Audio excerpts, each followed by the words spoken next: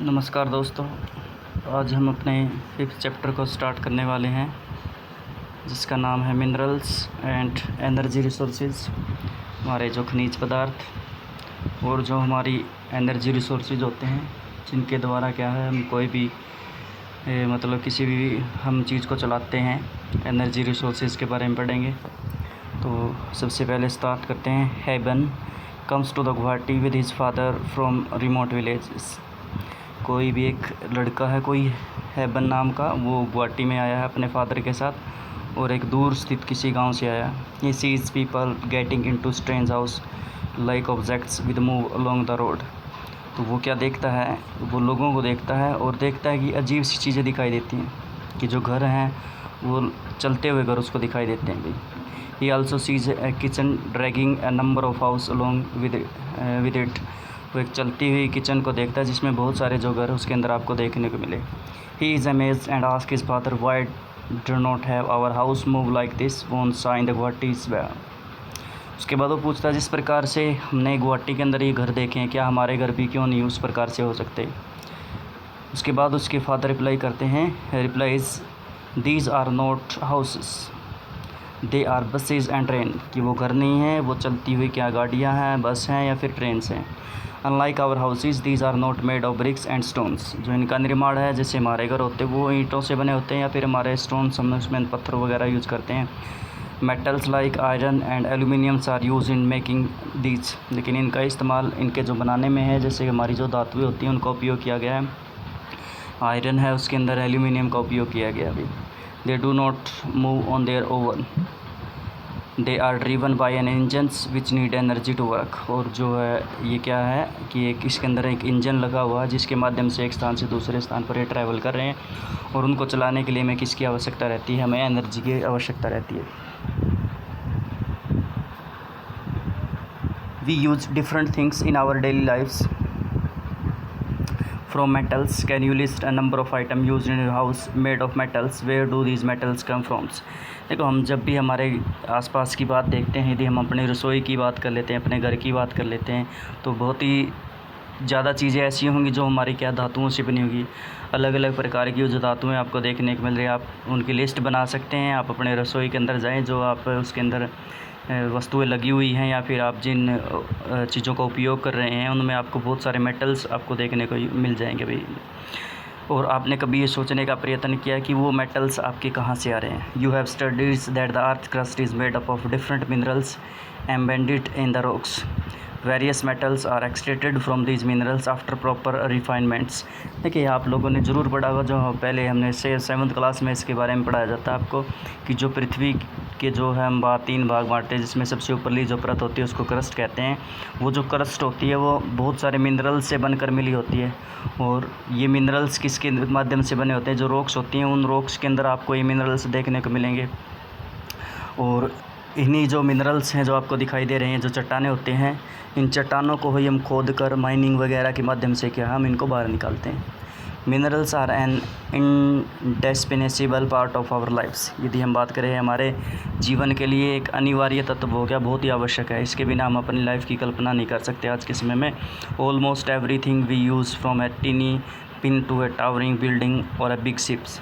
जैसे आप लोगों को सभी को बताया जाता है कि भाई जब हम मानते हैं कि भी नॉर्मल हम आयरन ओर की बात करते हैं, लोहे इस्पात की या फिर लोहे इस्पात की उद्योग की बात करते हैं, तो हम उसमें बताते हैं कि भी एक छोटी सी सुई है जो लोहे की, वो ले सकते हैं, और एक बड़ा सा जो शिप होता है, वहाँ तक सभी प्रकार की वस्तुओं का निर्माण किया जाता है। तो इसमें तो सिंपल है, और अन्य प्रकार के मिनरल्स भी आपको वहाँ पर देखने को मिल जाएंगे। इनमें यहाँ पर सिर्फ़ और सिर्फ ये बात नहीं करा कि लोहे इस्पात की बात करें, लेकिन कोई अन्य प्रकार के मिनरल्स भी आपको देखने को मिल सकते हैं। चाहे बिल्डिंग बना रहे हैं आप, सड़कें बना रहे हैं आप, ठीक है, वहाँ पर भी आपको आप कह सकते हैं कि कोई और इंजन वगैरह बना रहे हैं आप, और कोई भी आपकी लग्जरीज आइटम्स बना रहे हैं, तो वहाँ पर कहीं ना कहीं आपको मिनरल्स आपको यूज होते हुए देखने को मिलेंगे। The railways lines and the tarmac paving of the roads our implements and machineries too are made from the minerals. यदि हम बात करें, यदि हम काउंटिंग करना शुरू कर जाते हैं, तो जैसे रेलवे की लाइन है, या फिर हम जो बात कर रहे हैं, मैंने अभी आपको बताया कि जो रोड के ऊपर जो पत्थर होते हैं, हमारे जितने भी जो है हथियार वगैरह मशीनरीज़ हैं, वो सारी की सारी मिनरल्स से बनी हुई हैं। जैसे कार हैं, बसेस हैं, ट्रेन्स हैं, aeroplanes are the manufactures from minerals and run or the power resource derive from the earth. उसके बाद जिस प्रकार से जैसे कार हाउस हमारा जो कार, बस और ट्रेन, एरोप्लेन की बात की हमने, इनका निर्माण भी मिनरल्स के माध्यम से होता है। लेकिन इनको चलाने के लिए हमें अलग से क्या है, हमें पावर चाहिए होती है। पावर को आप कह सकते हैं एनर्जी चाहिए होती है, और वो एनर्जी हम कहाँ से प्राप्त कर रहे हैं, हम मिनरल्स जो निकाल रहे हैं, जो एनर्जी रिसोर्सेज होते हैं उनके माध्यम से हम इनको चलाते हैं भाई। Even the food that we eat contain minerals, यहाँ तक कि हम जो खाते हैं खाने में भी हमारे यहाँ पर क्या मिनरल्स हमें देखने को मिल जाएंगे। जैसे आयोडीन खा रहे हैं आप, पोटेशियम वगैरह की बात होती है, पोटेशियम का तो मुझे पता नहीं, लेकिन आयरन वगैरह की बात है। जैसे कि आयरन आप यूज़ करते हैं, जैसे आयोडीन नमक की बात करते हैं, तो अन्य प्रकार के मिनरल्स और हैं हमारे। आयरन जैसे गुला होता है, जिस प्रकार से सब्जियां होती हैं उसमें आपको अलग अलग प्रकार के विटामिन ज़रूर देखने को मिलेगा। एक विशेषता मिलेगी आपको उन विटामिन्स में, आपको कुछ और जैसे कोई सब्ज़ी वगैरह होगी वहाँ पर आपको मिनरल्स ज़रूर देखने को मिल जाएंगे। ये आपके साइंस के टीचर आपको बहुत अच्छी प्रकार से बता सकते हैं कि भी किस प्रकार के मिनरल्स आपके भोजन में आपको देखने को मिलेंगे। लेकिन मुझे नहीं लगता आपको कुछ इस प्रकार की बातें पता नहीं होंगी। In all stages of developments human beings have use minerals for their livelihood, decoration, festivals, religious and ceremonial rights.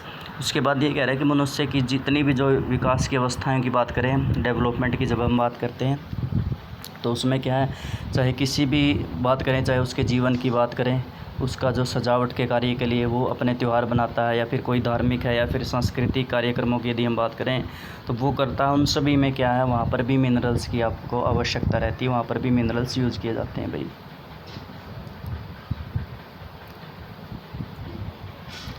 कुछ और हैं जैसे कि शायद ये मुझे लग रहा है कि हो सकता है, ये देख लेते हैं। Bright smile from toothpaste and minerals. Toothpaste के बारे में बता रखा है कि भी जो एक खनिज पदार्थ होते हैं वो हमारे दंत मंचन जो हम यूज़ करते हैं, जिसके हमारे जो दांत साफ़ रहते हैं और बीमारियों से बचाते हैं, तो वो किस प्रकार से हमें एक मुस्कुराता हुआ चेहरा देते हैं।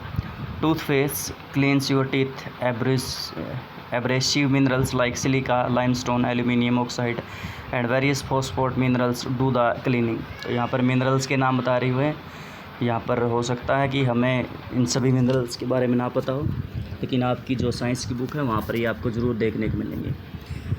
जैसे कि कुछ मिनरल्स होते हैं, इनको एब्रेसिव बोला जाता है। आप घर्षक, जो आप कह सकते हैं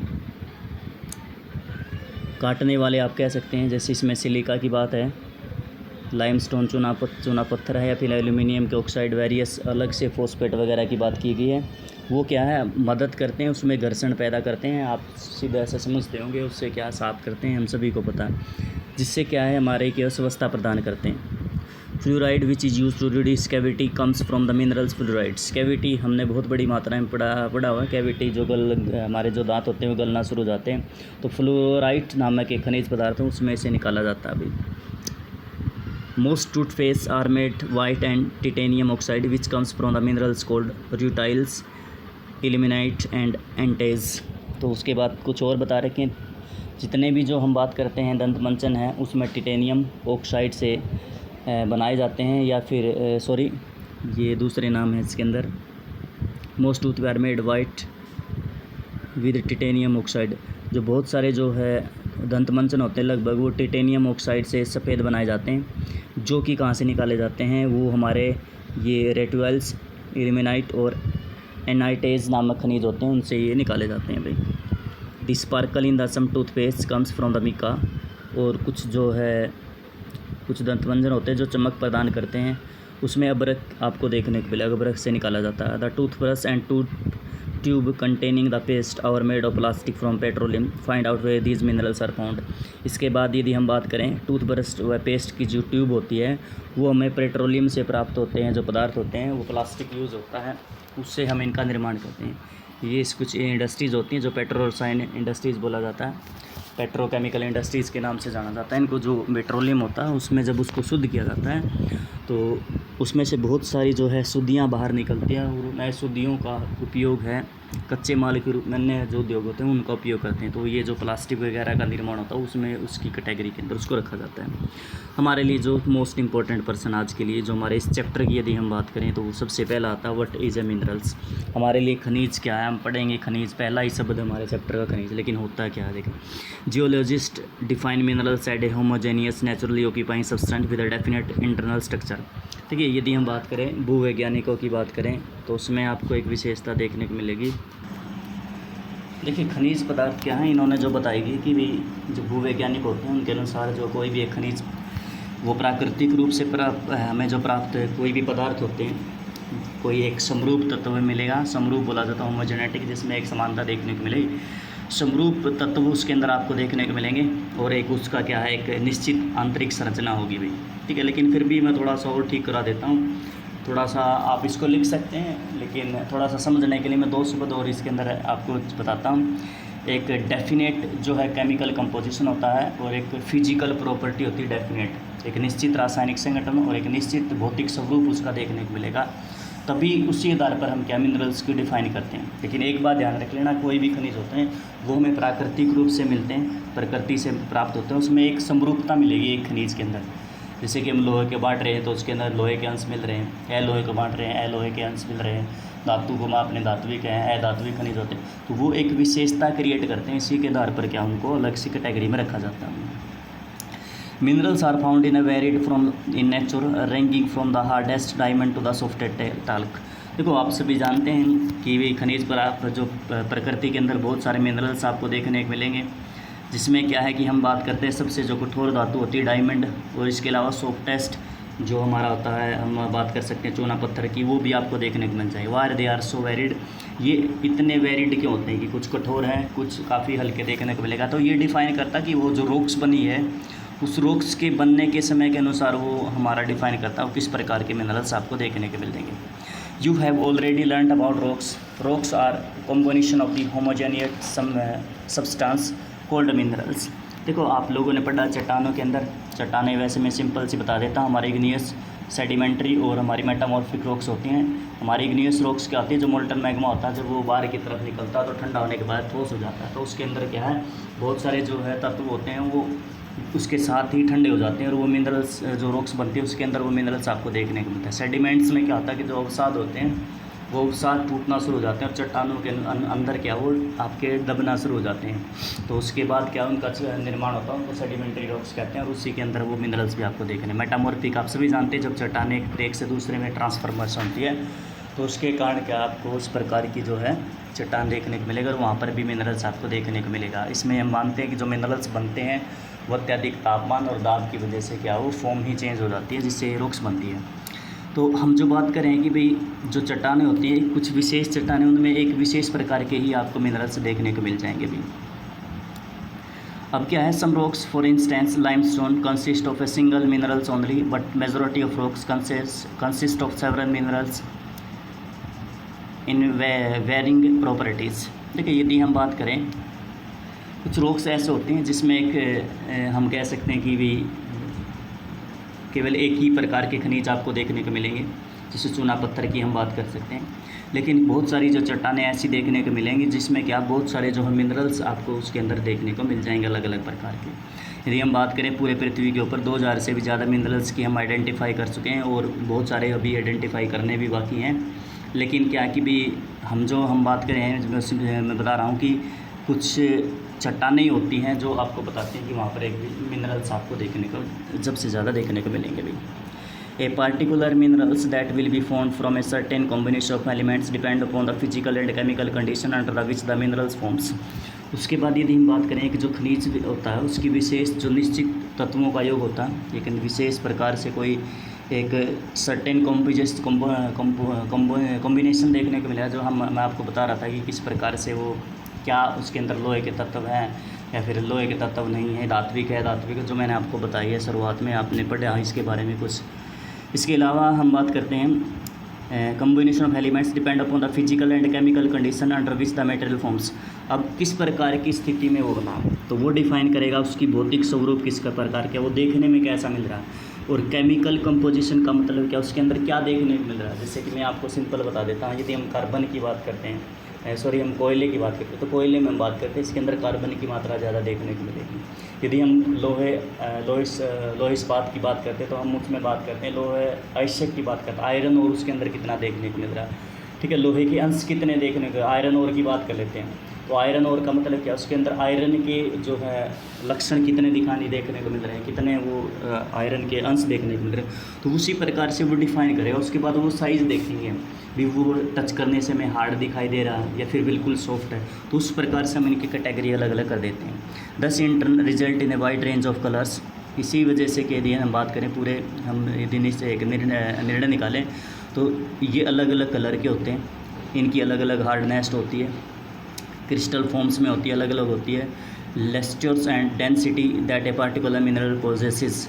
उसके बाद वो जंग रहित हैं, जंग लगेगा नहीं लगेगा, ठीक है, या फिर अलग से जो उसका घनत्व की बात करते हैं, तो अलग अलग आपके जो मिनरल्स होते हैं वो आपको अलग देखने को मिलेंगे। Geologist use this properties to classify the minerals. और जो हमारे जो भूगर्भ शास्त्री होते हैं, नोट अ जियोग्राफर है, यहाँ पर जो समझने वाली बात है कि जो जियोग्राफर होते हैं वो नहीं करते, जो भूगर्भ शास्त्री होते हैं, जो साइंटिस्ट होते हैं, जियोलॉजिस्ट होते हैं, वो इन प्रॉपर्टीज़ के आधार पर क्या इनका क्लासीफाई करते हैं। तो यहीं पर मैं आपको एक और बात बता देता हूँ। वैसे तो यहाँ पर नीचे भी बताएगी कि जियोग्राफर का जो काम होता है, इनकी डेंसिटी, हमारा जो डिस्ट्रीब्यूशन है उसको चेक करना होता है। ये जो क्लासिफिकेशन की बात होती है, तो वो हमारे साइंटिस्ट का काम होता है, वो साइंटिस्ट आपका करेंगे भी ये काम। उसके बाद है however for general and commercial purpose minerals can be classify as under. तो हम सिर्फ और इनके बारे में देखेंगे आज की भी, किस प्रकार से जो मिनरल्स होते हैं हम इनको डिफाइन कर सकते हैं।